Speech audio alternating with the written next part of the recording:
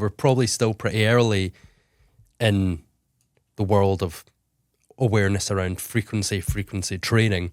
You gave an example a while ago that I liked. It was, or it was a story. It was a historical fact even. In the 1940s, doctors told people not to exercise. In the 70s, only 15% of Americans did exercise, and now it's normalized. Mm-hmm. And you feel frequency training will go the same way or should go the same way? It will. It's already obvious in all the research. What do you think would prevent it or stop it from happening? Nothing. Nothing. You think the way the world's going, it's driving people to it, or what do you think are the factors that will make it become normalized, like exercise? All the drivers. Knowledge work becoming an abundant, less premium resource is going to move people to have to move up from the conscious level to the subconscious level. So it's going to force the elevation of human capability.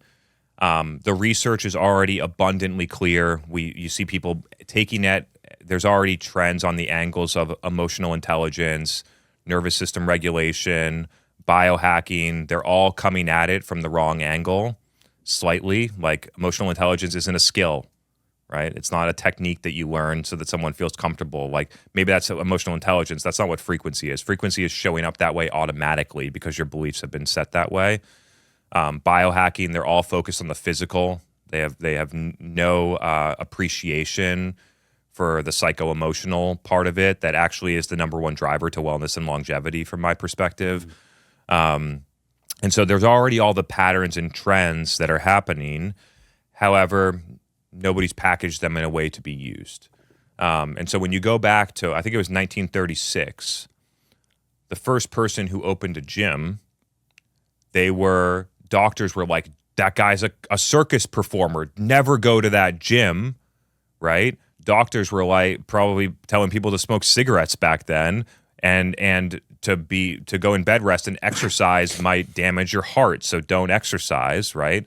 Then they talked about how in the 50s, 60s, 70s, Time magazine put something out that said that lifting weights is only for circus performers. And they would make these little jokes on their magazines about exercise and saying that it was for circus performers, not for a normal person, right? And then you had Nike, where running wasn't popular, and now like tons of people run. And then in the 90s, the science finally started catching up. And then by the 2010, people were like, oh, this is obvious, right? Mm-hmm. So if you look at that, I think a lot of people think of me like the first gym owner, right? How many gyms are there now? Yeah.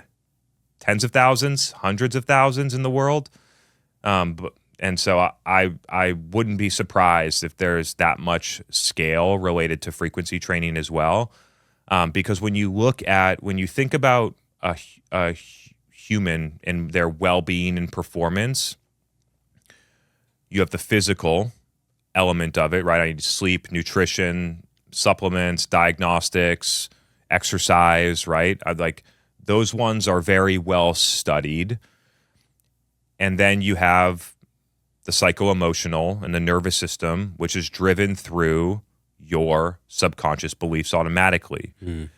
And all of that stuff, like how your nervous system responds, decides whether your cardiovascular system is regenerating or declining. It just decides where how your hormones are being expressed in your endocrine system. It expresses in how your digestive system is performing or getting in your way, how your mind is working, whether you're stressed or not stressed. All that stuff is happening automatically through your nervous system. And so when you can appreciate that and realize, oh, there's a huge connection between how my nervous system performs and how long I live, how my heart performs, how I digest my food, and how I show up in work and everywhere else in my life, to me, it's just obvious. And so I am certain that it will be as popular as exercise.